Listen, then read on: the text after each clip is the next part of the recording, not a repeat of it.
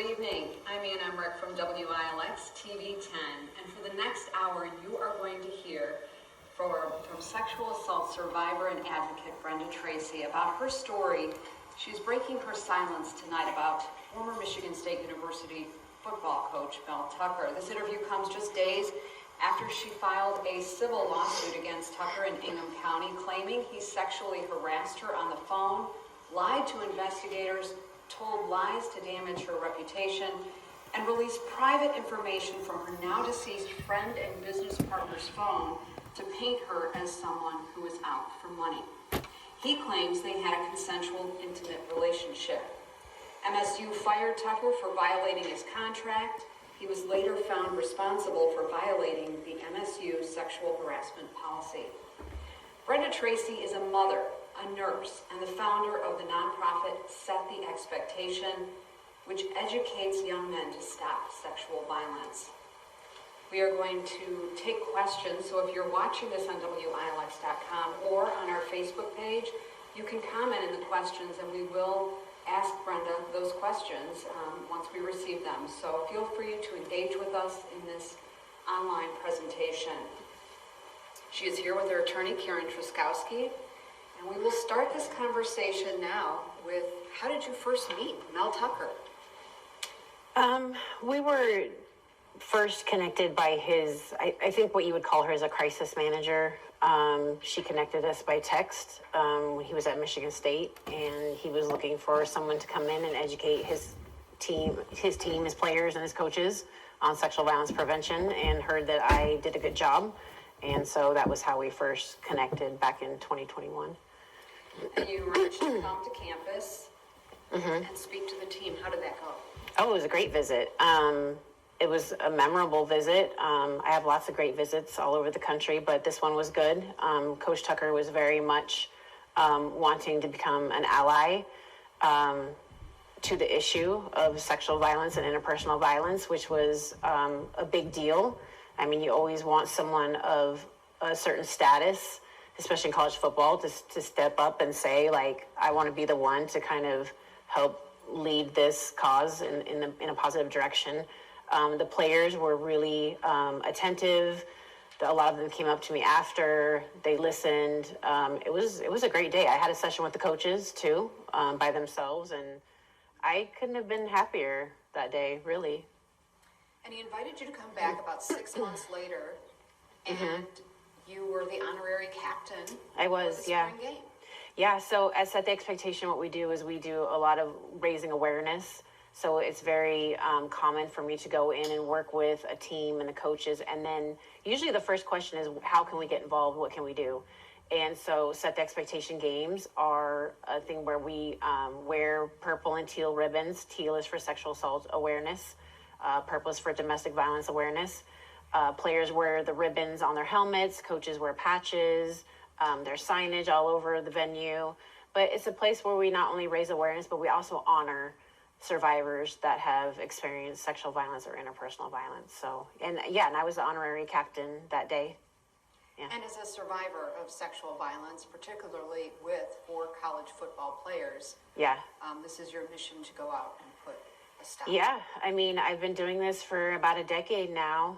Since first coming forward back in 2014, I was gang raped by 4 college football players, and 16 years later came forward and have tried to make something that was really, tragic and life-altering into something good for other people. And so my main goal is always just to make sure, I don't want this to happen to anyone else, if that makes sense. And I strongly believe that if women and the communities most affected by sexual violence could fix it, we would have already done it. And I think that men are like the missing factor, and especially the good men, because the men who commit these crimes aren't going to do anything about it. So it's really about the good men. But a lot of times we see these good men who are complicit in their silence, they're complicit in their inaction, they think it's not their problem. And so that's who I go to. I try to get those good men and say, look, like, you need to get involved, right? Like, men need to have conversations with each other. Like, usually the perpetrator is a male. this is not a women's issue. This is a men's issue. And so how can we work together to change this? And so that was one of the reasons I was so excited about Tucker. That same month, and on that visit, wasn't it, that according to your lawsuit, he was trying to get you alone, away from Yeah. your business partner, Yeah. and made you feel uncomfortable? Yeah, my business manager is also my longtime friend of over 20 years, my closest and best friend. She's tragically gone now. But she would come to pretty much all of the Set the Expectation games with me. And yeah, he did ask me multiple times after the game to meet him various places, and I kept saying no. I didn't think it was a good idea. My friend didn't think it was a good idea. So yeah, that was disheartening. I think I felt like I wasn't brought for the correct purpose for the game. So things that was quite a turning point between me and him and how I felt about him. So there were a couple of phone conversations. One was a FaceTime where he didn't have a shirt on. That happened early on in the situation, very early on, and yes, that made me uncomfortable. But I also I mostly work with men, so it's not the first time that I've had someone kind of push boundaries. It's not the first time I've had like a conversation with someone or something like that. I think for me, it's always been more of like, you may not know everything and you might not be the best ally right now, but do you desire to be an ally? Do you desire to learn? Do you desire to, be better? And he always expressed that. So I think that I just kind of felt like, well, I'll set a boundary and it'll be okay, right? Like, I'm not going to throw away the whole entire, friendship over this one thing, if that makes sense. So you let it go. I did. I let it go. I think I also, through this whole thing, I think that if I've had a blind spot, I think that it's been specifically around a group of Power Five. Back then it was Power Five coaches. I think that I've worked with enough of them and enough programs that I think I just thought that I was safe in that little community of head coaches.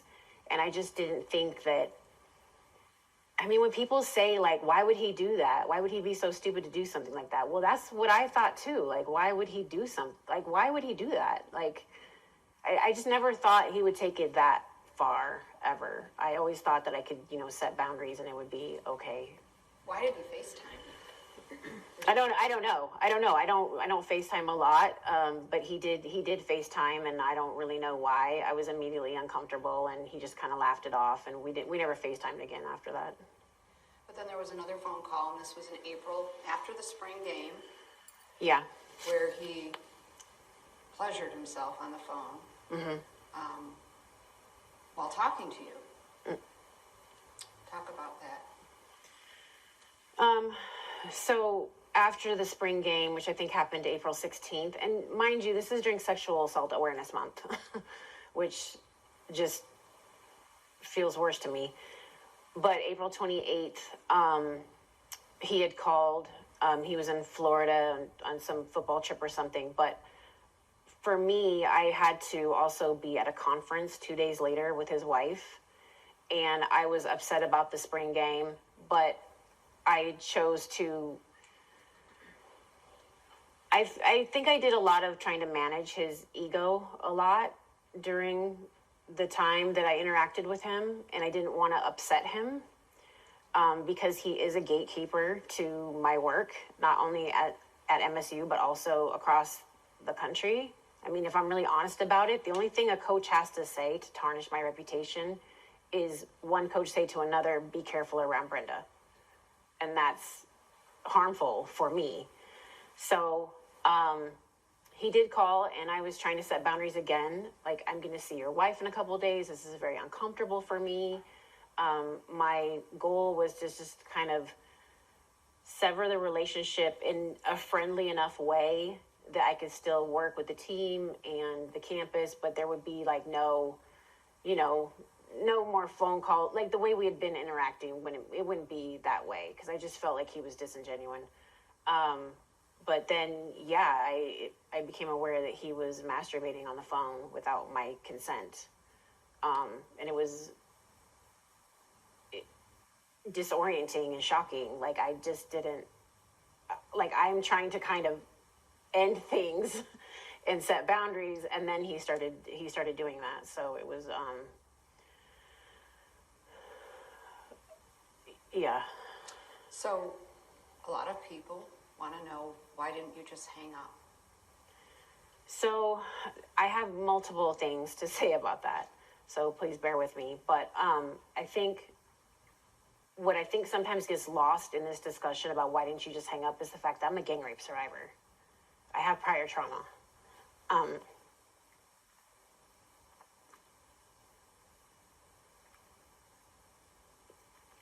And this call was extremely triggering for me. I remember that when I first realized what he was doing, my immediate response was, oh my God, this is happening whether you like it or not. And whether you like it or not, like, this is gonna happen and you're just gonna have to get through it, which is very reminiscent of when I was gang raped. And then I think the next thing that I realized was I could kind of hear my voice screaming in my head, you have to say something, you have to say something, you can't let this happen again. And so I managed to get out the words that if you do this, I don't ever want to hear about it again. I don't want to talk about it. Like, we are just friends. That's it. And then I feel like I just kind of slipped away. I don't know how else to describe it. I know that I had a traumatic response, which was a freeze response. You know, in traumatic events, people a lot of times, you fight, flight, freeze, fawn, and I froze. And that's what I had to do to get through it. But let's say that I don't have prior trauma. I guess my question for other people when they say, why didn't you hang up, is what would have changed if I hung up? He still did it. The violation had already happened. So yeah, I hang up, but then what? He still did it without my consent. He still violated my autonomy, my agency. And he's a person who says he's an ally. Like, not only has he pretended to be an ally and paraded me around in front of the entire MSU community and the nation, but he knows about my trauma. He sat front row and knows what happened to me. He knows about my mental health issues related to it, what I go through as an activist and advocate, and the vitriol and the hatred I get for speaking up and using my voice. So for me, this was extremely predatory. And again, even without prior trauma, for anyone, you don't expect your boss or a person that you're have this working friendship with to do this. This is not, and here's the thing. If you are on the phone and your boss or someone you have a working friendship with, someone who's a gatekeeper to your ability to work, your livelihood, this is with a severe, like, imbalance of power, and that person starts doing that, you have to decide in that moment, in that shocking moment, do I hang up and make them mad? Do I go along with it? Do I do nothing? Like, what do you do in that moment? I don't know that I shouldn't have to be prepared every time I get on the phone with a man for this to happen. And however I respond is how I respond. And I think asking me why I didn't hang up is the wrong question. Ask him why he did it in the first place. And put me in a position where I would even have to hang up or report his behavior. You're asking the wrong person the wrong question. I'm not saying you. I know. But I've heard, that's all I hear over and over again. If you didn't like it, why don't you just hang up? Because I shouldn't have been in that position in the first place. And nothing changes. He made that decision, not me. I did what I had to do to get through it. And regardless of what happened, you were prepared to come back and honor the third visit that you had talked about and had planned for, to talk to the team. Yeah. In July Could of I have a tissue? 2022. Yeah, so, you know, when I said that I kind of floated away, I think what happened was being a trauma survivor, and other trauma survivors and sexual assault survivors especially will understand that you have this dissociation thing that happens and you can compartmentalize things. And I think that because my gang rape was so triggered in that moment, I just kind of dissociated and compartmentalized, and I just put it away. I didn't tell anybody what happened. And it's almost kind of like it happened to you, but it didn't happen to you. I always kind of describe it to people like it's kind of like you're in a movie and you know it's you in the movie, but you don't really know that it's you in the movie, if that makes sense. So his assistant and my business manager started planning for the next visit, and I didn't tell anyone anything. And so behind the scenes, they were just putting this visit together. I did make sure that my business manager was going to come with me. She knew from the spring game that there was, you know, some issues. And so when I asked her to come, she didn't question it. But I normally don't bring anyone with me to just speaking engagements. It's just usually like to games for behind the scenes stuff. But I made sure that she was going to be with me. I made sure I had a rental car so that he couldn't pick me up. I made sure that I had things in place so that I would never be alone. And I could never be alone with him when I came back. But that visit was canceled. Yes, like 2 or 3 days or something before. I had my itinerary with the team, the whole day set up, my rental car, the flights were booked, hotel, everything was ready to go. And the guys had even watched a video of mine prior to me coming so I could do additional education. So everything was set, and it was abruptly canceled. And you weren't told why? I was told that there was a double booking and that it would be moved to August. And so I immediately kind of thought, this doesn't sound right, it doesn't feel right. So I asked my business manager to, you know, get that August date on the books. And then when she tried to do that, then they said, oh, coach decided to move it to January. And at that point I knew I wasn't coming back. I knew that I was being canceled because of what had happened on the phone. So the last conversation you had was that August. Mm-hmm. The same day ESPN honored you with an award, right? August, yes. August 2nd was when I finally heard from him. So between April 28th and August 2nd, I had texted him a couple times. When I found out the booking of the day I was going to be there, July 25th, I texted him, hey, I'm going to be there July 25th. Want to make sure we're on the same page, because I didn't know what I was walking into. So I think I texted him twice about that. I think no response. I sent an Instagram message, same thing. Hey, I'm going to be there July 25th. I know he saw it, didn't respond. I sent a happy Father's Day text just to see if he'd respond, because I thought, well, maybe if I send something that's not work related, maybe I'll get something. Nothing again. And then when it was moved to January, I said, look, like, I don't like the way this is going down.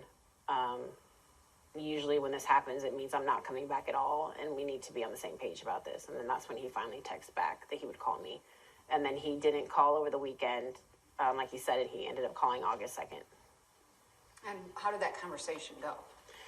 Yeah, so that day, August 2nd, I was named one of the top 11 top 11 power brokers and advocates in college football by ESPN.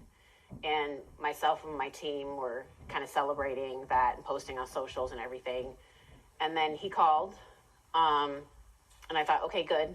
He's calling, right? We're going to talk about what happened and figure this out. In the beginning of the call was fine. He said that, you know, everything was fine. He was committed to working with me, bringing me back. So that was fine. And then the call just shifted like immediately. It was, I never experienced anything like it before. His voice got very angry, very monotone, very kind of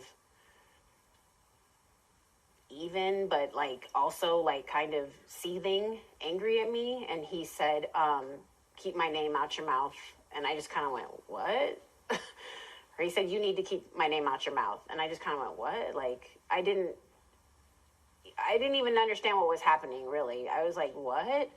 And then he was saying that, you know, me and my business manager were gossiping about his impending, that he was getting a divorce.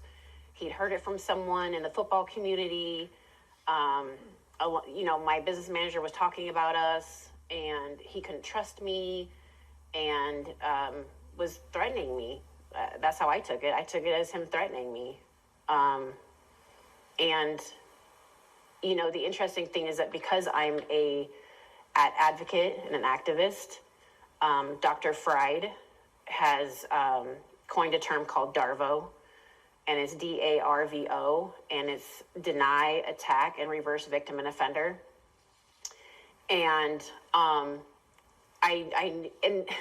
knew in the call, as I was listening to him, I was like just like picking it out as he was going and threatening me and being mad at me, and it was like he denied that anything happened. He attacked my character and the character of my business manager. He can't trust us. We're gossiping, all these things. And he reversed the victim and offender. All of a sudden, he was the victim now of me, and somehow I was the offender. And I think that was when I really realized, like, I got this totally wrong. Like, thought I was mentoring this person, thought that I had an ally, thought that this person was genuine. And I just started realizing, like, I have been manipulated and groomed this entire time. And when he couldn't get me alone after the spring game, I think the only way he thought that he could violate me was over the phone. And then now he's denying it, and he's threatening me.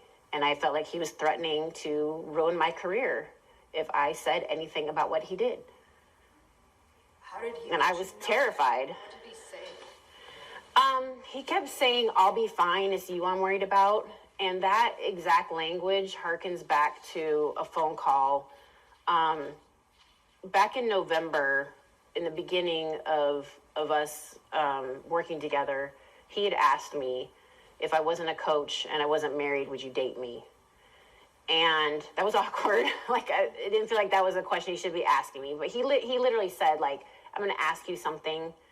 I don't want it to be weird. I'll never say anything about it again. But if I wasn't a coach and I wasn't married, would you date me? And I had said no because we were working together. And then I became concerned that his allyship was really performative, because so I needed to find out, like, are you really an ally, or are you just interested in me, right? Like, those are two separate things.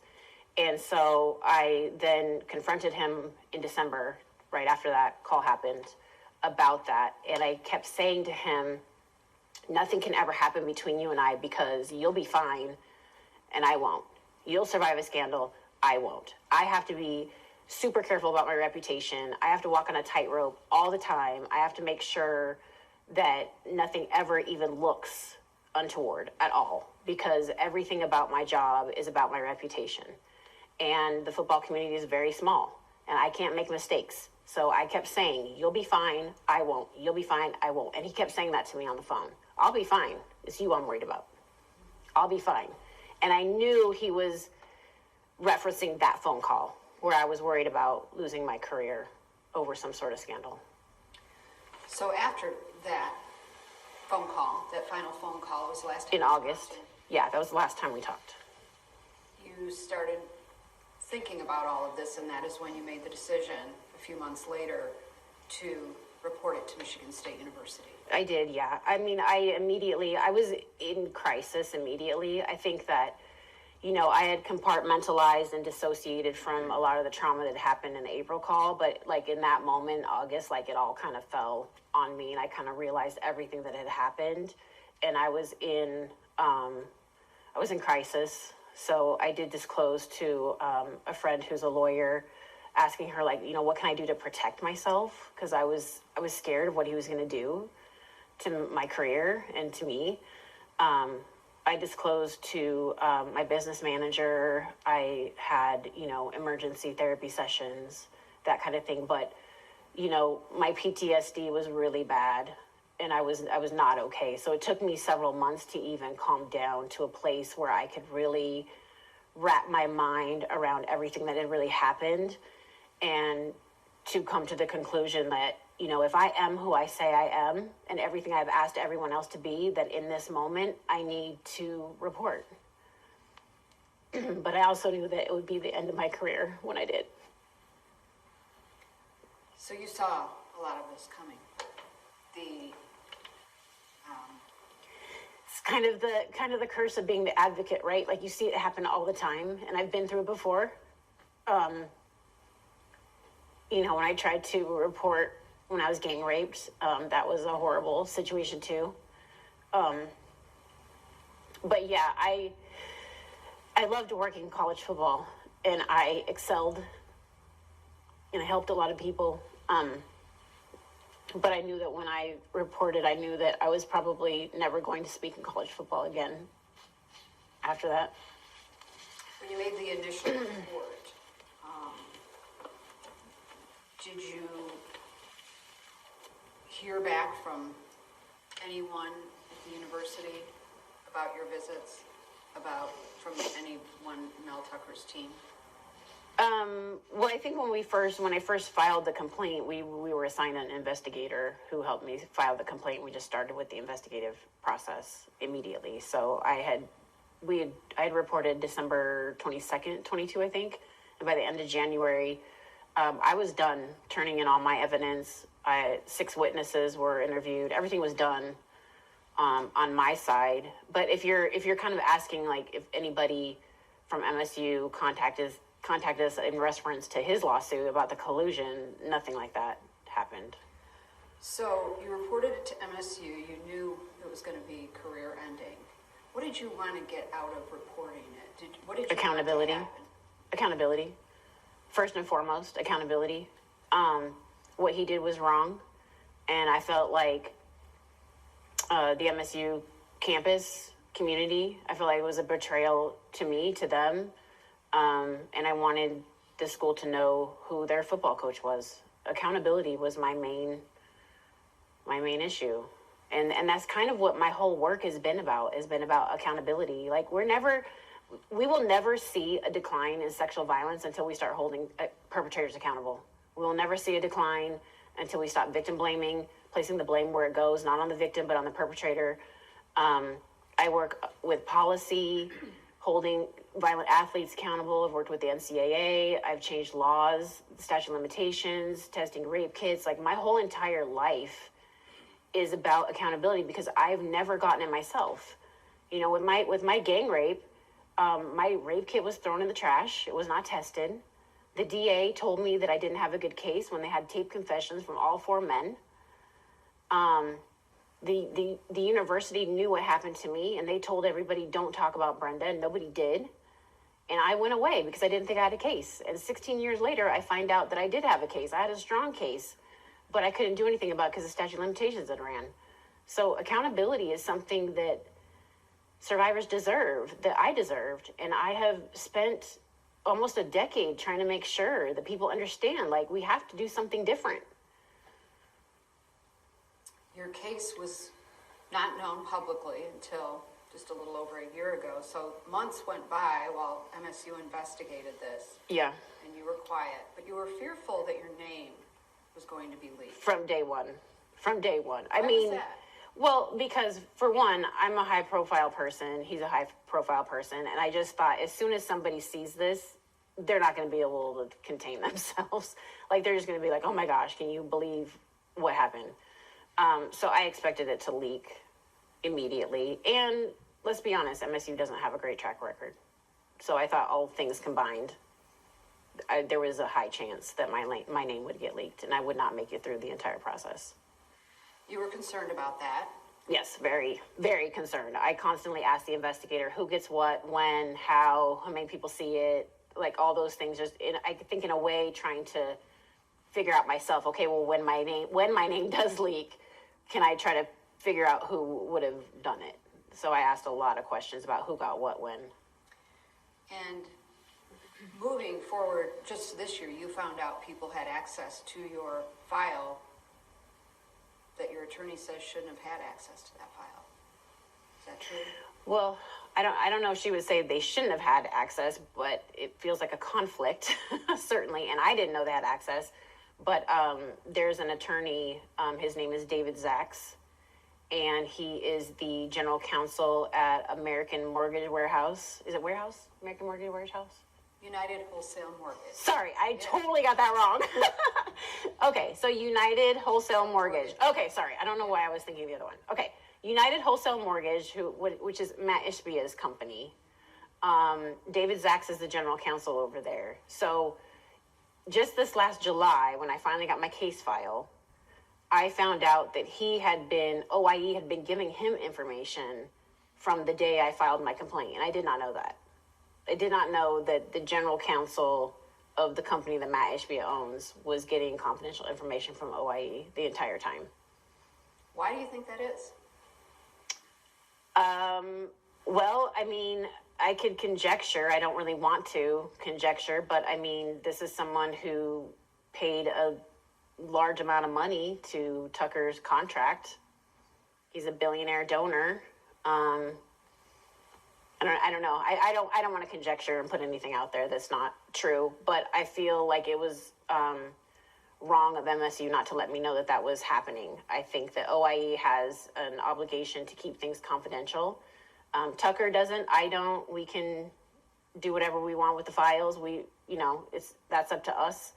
But they're not supposed to just be giving it to anybody. And I feel like I should have been notified at the very least as a conflict. I mean, at the very least, it's a conflict. I mean, that's a pretty powerful person that is involved in my case, and I don't know it. Yeah. You had intended to keep quiet till this whole investigation was over. 100%. I did not want the public input. I didn't want anyone to know about this until it was done. But something changed, and what happened that led you to talk with Kenny Jacoby from USA Today? So there's a couple things that happened. When Tucker finally did his interview in March, because I was done in January, he didn't do his until the end of March, he said a lot of lies about me. I mean, a lot of lies, egregious things that just were fabricated. And that was really concerning. I mean, this is a powerful person with a lot of influence, one of the highest paid coaches in the country. And then on top of that, then later in June, Brett Sokolow, who is, I don't know his exact position now, but he's called a Title IX expert. I think ATIXA is maybe his organization, but he had turned in an expert report, which basically said that MSU did not have jurisdiction to investigate this complaint. He said that I consented to the call in his report, and he said that the investigator made up policy. And so this is a person who is involved with training nearly every Title IX organization and campus, everyone. He's involved with training everybody across the country. So this is a big deal to have this expert come out and come against me in this way. And he never contacted me. He just basically parroted whatever Tucker said in this report. And then on top of it, that same month, my business manager and my best friend was in a fatal car wreck. And so at that point, it was kind of like I was talking to Kenny Jacoby, and we'd worked with each other for years prior, but I was updating him on what was going on with my business manager and my best friend at the hospital. And I was telling him about this report from Brett Sokolow and how angry I was about it and how I felt like it was just so reckless and unfair.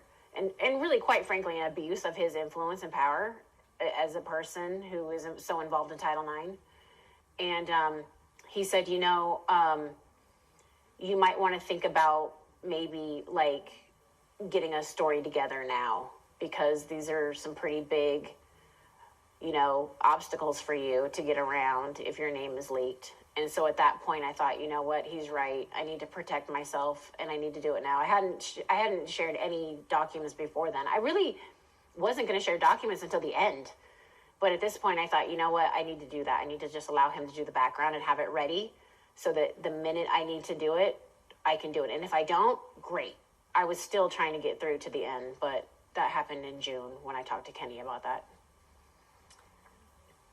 So the article came out, I think it was early September, that Kenny... Yeah, in the middle of the night. In the middle of the night. What made you and your attorney Karen pull the trigger to give him the go-ahead to go with it? Well, things were getting rocky for a few months, actually, because for a few months, like, FOIAs were coming in, people were asking, you know, there were news outlets and organizations asking for comments, and I just kept being like, okay, just stay the course. My name's not out there. Hadn't heard my name yet. So I was like, okay, just stay the course. We're going to make it. We're going to make it. We're going to make it. But then what happened was my name, a local reporter here had heard my name. And then ESPN had put something out that was very vague, just saying that he was under investigation. A local reporter had heard my name, and it just was like, this is going to happen. Again, this is going to happen whether I like it or not. And so I decided in the middle of the night we decided, myself and my lawyer decided that we would go ahead and run the story because I didn't want the narrative to get away from me. I wanted people to have the facts of what had happened, and I didn't want there to be some sort of anything else going on. I felt like I needed to like put my voice in there and say something. So once I knew my name was out there, for sure, I decided to come forward. And mind you, I didn't want to. It was actually the middle of the night, and I was in an airport in Rhode Island because I had to work at a school the very next day, speaking at school. And so I was literally at baggage claim calling my family, telling them about what it was. I hadn't even told them that I was involved in this investigation. So I literally had to call my adult sons and tell them there's going to be a news story about me tomorrow at a baggage claim in Rhode Island. The next day you were at that speaking engagement. Yeah. You found out Mel Tucker was fired. Yeah, so I was on stage working with the women's athletics team, and then I had an hour break between them and the men, and that was when the hour press conference happened here at MSU. So I was on stage sharing my story of being gang raped and my activism with Set the Expectation. Had an hour break. I watched the press conference, which I was blindsided by. I didn't know that was going to happen. He got suspended without pay, and then I had to be back on a stage with the men's team right after. With everybody knowing in the audience that was me that had happened to. I don't know how I got through that day, to tell you the truth. I really don't. It was horrible. Do you regret anything over the past couple of years in regards to this whole scandal? No, because I didn't do anything wrong. What needs to change for women to be able to trust that an investigation will keep their name silent?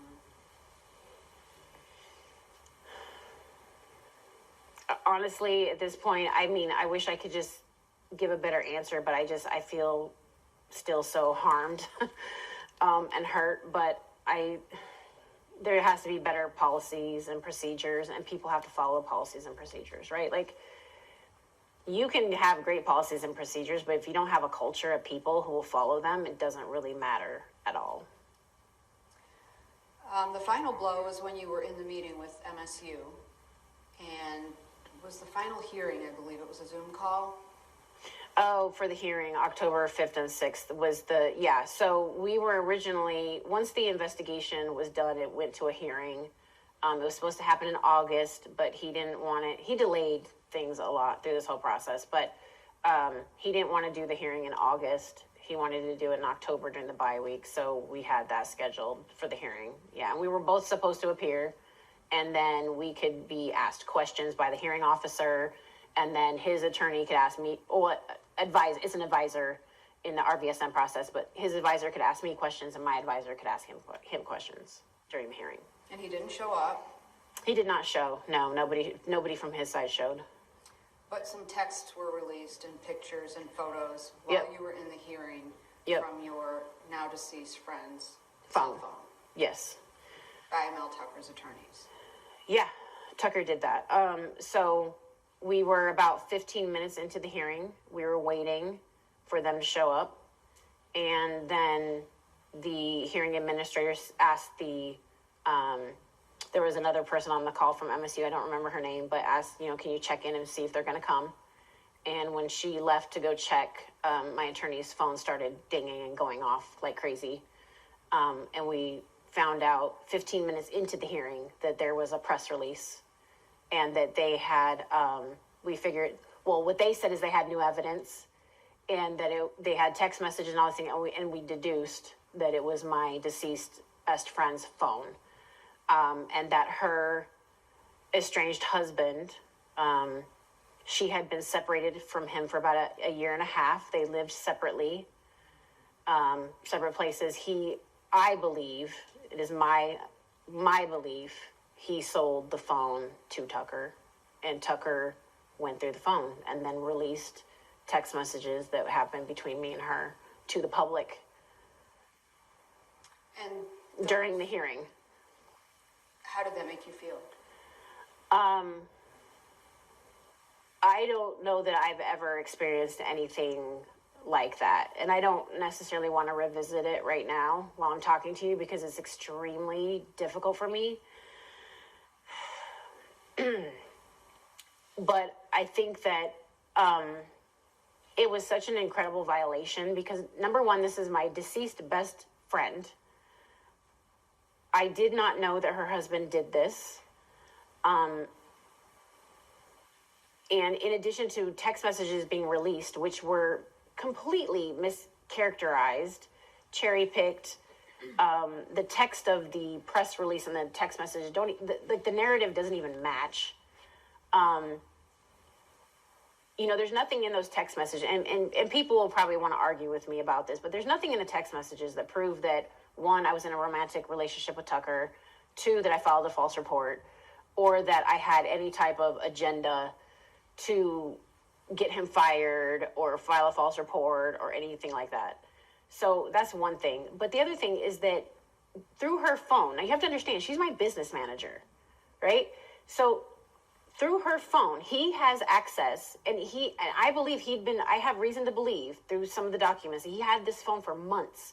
He had my calendar, which had my personal calendar, my business calendar, my personal email. He was able to get into my personal email, my business email, my nonprofit email, my bank accounts, my nonprofit, my debit cards, my credit cards, drop boxes that had passwords to everything for my business and for my nonprofit. And he was rifling around in my life, my entire life, for months before that press release came out.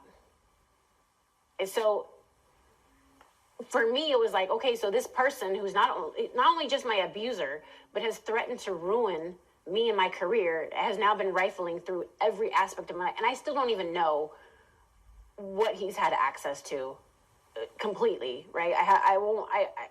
It's hard to even understand or even imagine what all that is, but videos, photos, everything, for months he had been doing this. So what do you say? I mean, after all of this, there's people with conspiracy theories that we talked about yesterday, like that you colluded with Michigan State University to get him fired, to get rid of his... Fabrication did not happen. That you are someone who was out to get his money to... This was a setup all along. Yeah.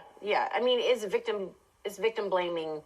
It's the playbook 101, right? Like, she's a money grubber, money hungry, whore, false reports, liar, whatever. It's all from the same playbook. It's all victim blaming.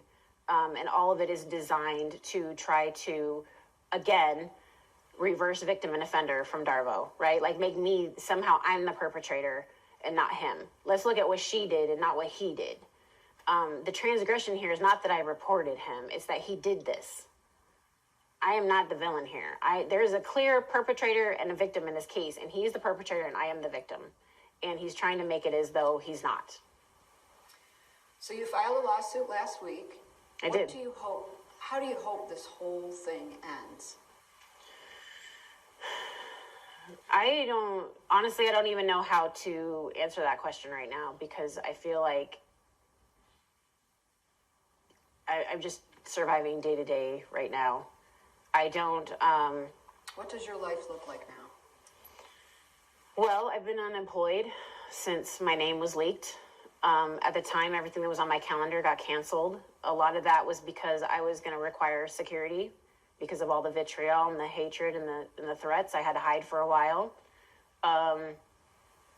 So I would have to have security, you know, the trolls coming in the comments, like people just didn't want that type of, you know, mess. But also I think that I've become a liability at this point. So yeah, I have no career anymore, and my nonprofit is almost defunct. I had to let go of my executive director. Donations stopped coming in. My entire life has been decimated. Well, if you've been watching at home, do we have any questions from people on our digital platforms? And it looks like we do. Okay, so we have one question from Alexandria Prout. And it says, first of all, I want to applaud the courage and bravery of Brenda for using her voice to speak out against sexual violence. How has this sexual harassment impacted your livelihood and advocacy work, and what can we do to help? Well, I think I just answered that. My life has kind of been decimated. I think that for me, probably one of the biggest things for me, and one of the things that's the most sad for me, is what's happened to my nonprofit. Because I feel like my nonprofit set the expectation, was kind of an innocent bystander in this whole thing. And so if you could support my nonprofit, that would be amazing. We have NFL players that we still work with. We're still wanting to do community service outreach for, you know, women and children living in domestic violence shelters and education, that kind of thing. So support of my nonprofit would be the thing that I would ask people to do. Thank you. And one other question from the same person. It says, so many of the behaviors of Coach Tucker are classic signs of a serial predator.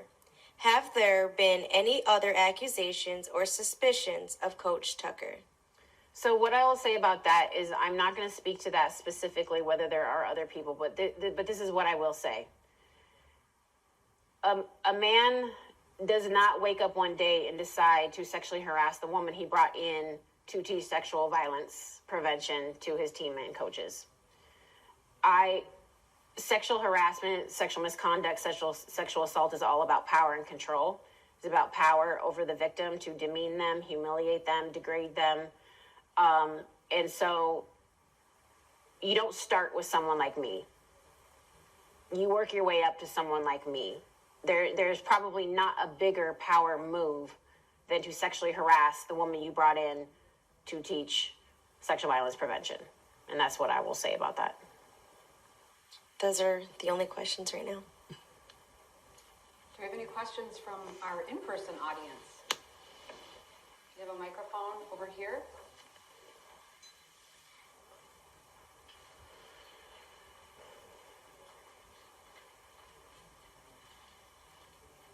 Hi, Brenda. I know you've talked a little bit about how it's affected your business. If you're comfortable with this, I'm just wondering if you want to talk about how it has affected you as a survivor personally. What happened to you? Yeah, so how this has affected me personally? Wow, yeah, that's a big question. I've had to work really, really hard to be okay. I've definitely had and still have a lot of mental health things I'm dealing with.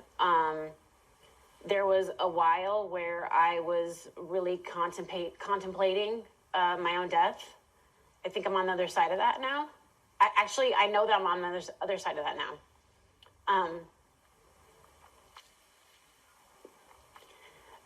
But the re-triggering of past trauma compounds this new trauma.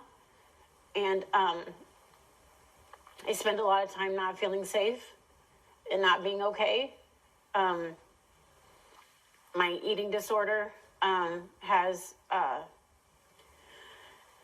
been pretty bad through this whole thing. I've also questioned my ability as an advocate, an activist.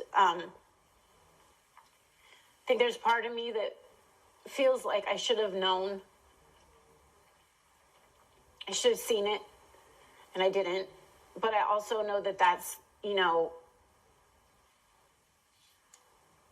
grooming is something that's hard to see and hard to know until after the fact. So I'm not going to blame myself for that. Like, he made decisions about what he did, so I'm not going to blame myself for what he did. But I question whether I can work with men again, and that was something I was so passionate about for so long. And I just don't know that,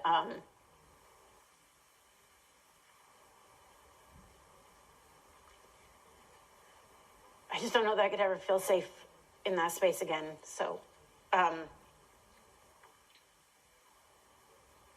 it's drastically affected me. But I work really hard every day. I know I'm crying.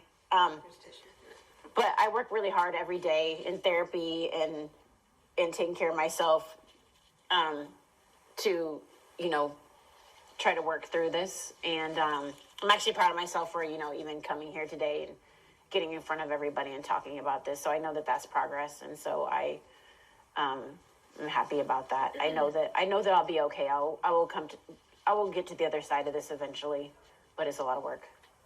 Thank you for asking that, and thank you for caring. Anybody else? Any other questions? I've got one more if nobody else is coming up at the moment. This is much easier. Okay, thanks. throw me a softball, please.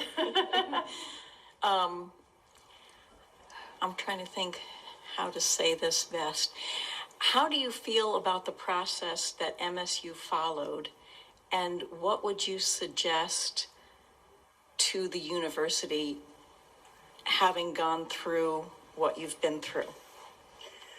Well, I think for one thing, I know Rachel Denhollander, and I know that she has had a lot of ideas about processes and policies that could be improved at MSU, and I would think that she would be a great person for the university to consult with. Right now, I'm not in a position to want to necessarily do that work with the school, but I know that there are other survivors that have been doing it, and they should be consulting with.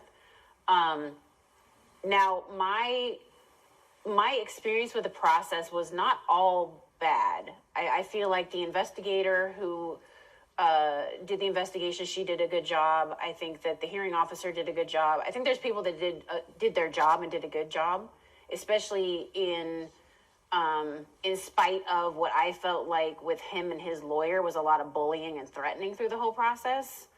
I felt like there were people who really stood their ground and did the right thing. But I also feel like, he keeps saying that his due process rights were violated, but I feel like mine were. So yeah, there's definitely things that need to change, but overall, I feel like the process definitely could have been improved. I guess I'll say that. Yeah, you're welcome. Thank you. So what did you learn about yourself? It sounds like you're getting to a point of healing from this and moving. I am, What do you yeah. want the future to look like for Brenda Tracy? I think right now I just want to focus on healing and going through. I mean, there's still a lot to do, right? Like, I feel like, filing this lawsuit, though, did feel like me turning a corner on a lot of pain and a lot of trauma. Not that I don't have a lot to deal with, I still do. But I felt really good about filing that lawsuit because I think that, he's been trampling on my name and my reputation and my work for a long time, and I'm done. So I've been beaten down, but I've still here, and I'm gonna fight him. Do you plan to sue the university for the leak? So right now, my focus is Mel Tucker right now and the defamation. The SOL for defamation is 1 year, and I barely filed the lawsuit in that amount of time. So that's my focus right now. I obviously reserve the right to add MSU as defendants, though, but that's not my focus right now. My focus is Tucker. Thank you so much for talking with us for this hour-long special event, and we appreciate Thank you for having me. And wish you well in your Thank you. future. Thank you. Thank you again for watching on WILX.com and Facebook. We will have a complete wrap-up of this conversation tonight on News 10 at 11 on WILX. And as always, this live stream will be available on our website to share if you'd like to view it again or share it with someone else. Thank you for joining us.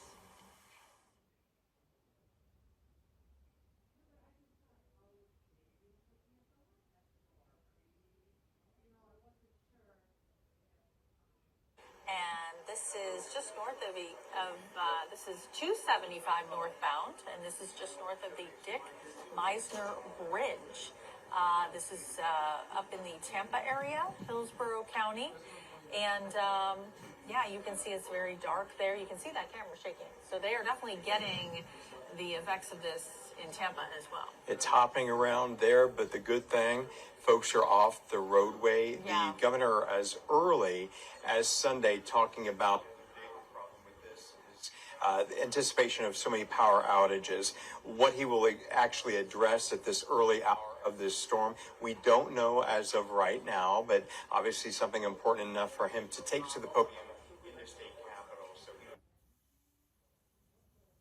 that this was going to be an epic storm with a lot of outages, and really stressing at least Sunday into Monday how important it was for people to get out of their homes and get to higher ground. And he really made it a priority to let folks know, if you were leery to leave your home in anticipation of this storm, he would do everything in his power to get local officials on the ball to help folks get back into their homes. So he didn't want folks to worry that, once they left, maybe they wouldn't be able to get back in because of no power or no basic utility services. And so hopefully, we're hoping through all this learning process with this storm, because no two storms are the same, that in fact people heeded those warnings. Yeah, and one of the things that the state did that a lot of people applauded was allowing family members to go into state-run nursing facilities to hunker down with their loved ones, with their aging parents, grandparents, and